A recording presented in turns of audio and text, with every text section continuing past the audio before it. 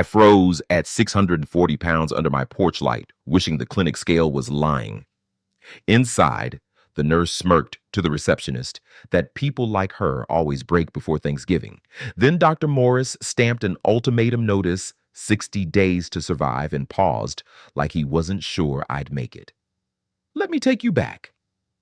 Elena Whitmore froze the moment the number 640 LEBs flashed across the clinic scale.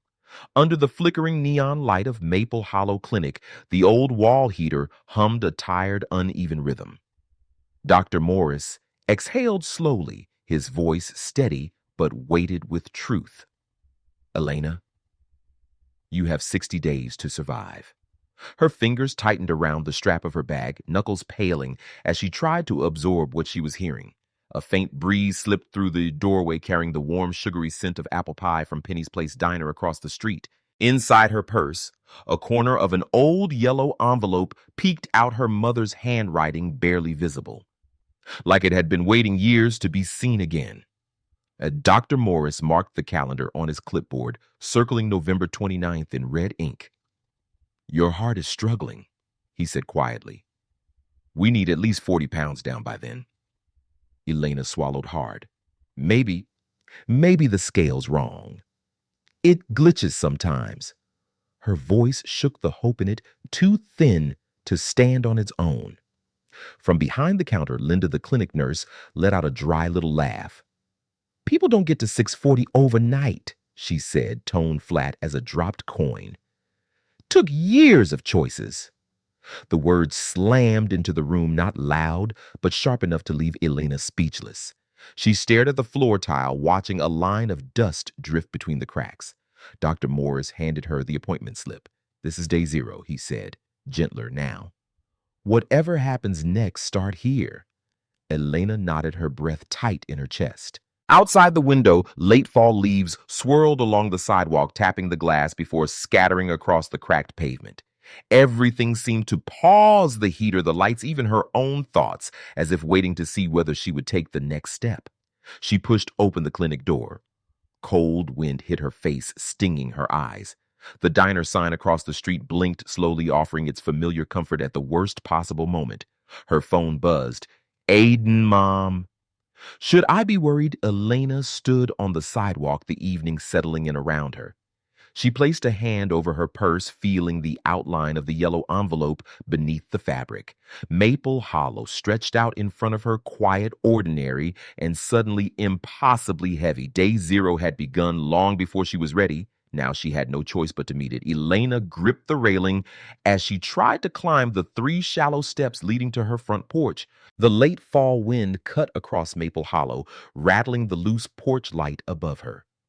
On the second step, her breath slipped out of rhythm. By the third, her knees trembled. She sank onto the old porch swing, the chain groaning softly beneath her weight. Her phone buzzed. A reminder flashed across the dim screen, a clinic appointment she had canceled 3 different times in the past 2 years. The notification sat there like a quiet accusation. Elena turned the phone over screen, facing her palm as if hiding it could erase the truth. Inside the small house, the faint smell of leftover pot roast drifted from the kitchen. A Thanksgiving commercial played on the living room TV, bright voices perfectly roasted, turkey smiling families. The sound felt out of place in her dim, cluttered home. She opened the diet pamphlet Dr. Morris had given her. The first page showed a simple plan: low-carb meals, short walks, steady hydration. She tried to follow it, drank water, took a careful breath, then pushed herself upright. Almost immediately, dizziness washed over her. She leaned on the counter, fingertips brushing the cool laminate. A water bottle rolled off and landed near her feet. Elena reached for it. But her arm stopped inches short. She stared at the bottle, her chest rising too fast. Outside, 2 voices drifted over the low hedge. Mrs. Harrow, her elderly neighbor, spoke in her gentle southern drawl. She's lovely. But she did this to herself. The words weren't loud, but they carried clean across the yard. Elena's head slowly lifted. Her eyes stung. Later that night, the house had gone still. The porch light flickered in the wind, fading in and out like a failing heartbeat. Elena slept in the recliner, propped up to breathe more easily. Even so, air came in broken pulls. Aiden's footsteps hurried down the hallway. "Mom," he whispered, shaking her shoulder. "Breathe, please. Mom, please." She forced a deeper inhale, the sound rough and uneven. Aiden stayed beside her until her breathing steadied. Sometime after midnight, Elena stepped onto the porch. The neighborhood was calm, only a few windows glowing. She looked at the porch light above her head as it blinked, dimmed, then settled into a low, tired glow. It reminded her too much of herself. As she wiped her eyes, someone approached on the sidewalk. Pastor Daniel slowed, noticing her tears. He didn't speak. She didn't either. For a few long seconds, they simply stood there, two silhouettes under the shifting porch light. He gave a small nod, then continued walking. Elena stayed where she was, the cold wind brushing past her like a question she still didn't know how to answer. Elena stood outside Maple Hollow Clinic, fingers trembling around the strap of her heavy purse. A corner of the old yellow envelope slipped out her mother's handwriting, catching the morning light, and she pushed it back inside quickly as if it burned to touch. The clinic door slid open and Linda scanned her chart with a sharp inhale. 2 pounds. That's all. The words sliced through the hallway before Elena could even smile hello. Inside the clinic felt brighter than usual. Fresh coffee brewed behind the counter, the warmth fighting against the thin November chill. A heater clicked on and off, trying to keep the cold at bay. A poster on the wall read, "Heart Health Month." Beneath it, a whiteboard showed today's date in red, day 27. Pastor Daniel, carrying a steaming cup of coffee, stepped closer. "How are you holding up?" he asked softly, the steam drifting between them. Elena hesitated, then answered in a voice barely above a whisper. "I took care of my mom for 3 years, full time. I left college to do it." She rubbed her thumb over the zipper of her purse, grounding herself. "I guess I never learned how to take care of myself after that." Aiden's voice echoed from her memory the night she struggled to breathe. "She always puts others first," he had told someone quietly, thinking she couldn't hear. Her throat tightened. Across the room, Linda raised an eyebrow, tapping something into the computer. "Thanksgiving's coming," she said, her tone light but laced with judgment. "You sure you're ready for that pressure?" Elena blinked rapidly, eyes burning. A man waiting nearby shifted uncomfortably, unsure whether to look away or stay polite. The room seemed to freeze around her, not from cold, but from the sting of being exposed. Before she could react, Dr. Morris stepped out from his office. "Elena," he called, gently. "Let's talk." She followed him in. He sat across from her, voice steady but firm. "You have 33 days left. We need 40 pounds total. If not, we cannot clear your heart for the procedure." The heater hummed between them, the sound carrying the weight of every unspoken fear. A few minutes later, Elena sat alone in her car in the parking lot. Her breath fogged the windshield. Hands shaking, she slid the yellow envelope out and lifted the flap, then stopped. Her heart wasn't ready. Not today. She closed it and rested it against her chest. Her phone chimed. A message from her insurance provider glowed on the screen.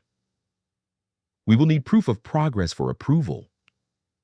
Elena closed her eyes as the world outside her window kept moving, cars, passing leaves, skittering across asphalt, while her own life felt suspended in place. The clinic clock read 8:12 a.m. The red marker circling day 60, like an alarm that had finally gone off. Elena stood just inside the entrance, fingers interlaced tightly with Aiden's. His hand felt small but steady, a quiet reminder that she wasn't walking into this moment alone. Outside, a thin veil of morning fog wrapped around Maple Hollow. Far in the distance, a church bell rang, its soft echo drifting through the cold air. Inside the clinic, Thanksgiving week chatter blended with the hum of the heater and the sound of boots squeaking on the polished floor. In her purse, the yellow envelope lay half opened, a corner of her mother's letter peeking out.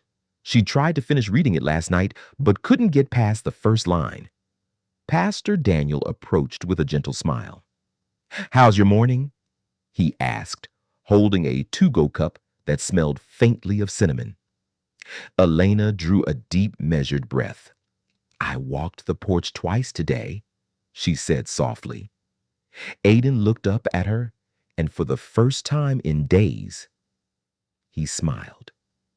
"You did," he added, nudging her arm. "You really did." For a moment, that small smile warmed her more than the heater ever could. Hope, real hope, flickered to life. Dr. Morris appeared at the doorway of exam room 3. "Elena, we're ready."